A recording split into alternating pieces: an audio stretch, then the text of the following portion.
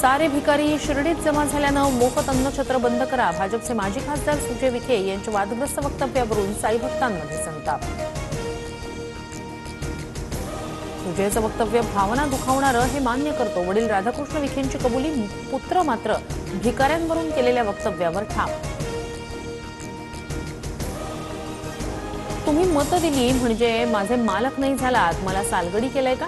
बारामतीमधील कार्यक्रमात उपमुख्यमंत्री अजित पवार यांचं वक्तव्य। मतदारांपेक्षा वेश्या बऱ्या, शिवसेना आमदार संजय गायकवाड यांची जीभ घसरली। मतदार 2000 विकले गेले। बुलढाण्यातील जयपूर गावात कमी मतदान झाल्यानं आमदार संजय गायकवाड यांना संताप।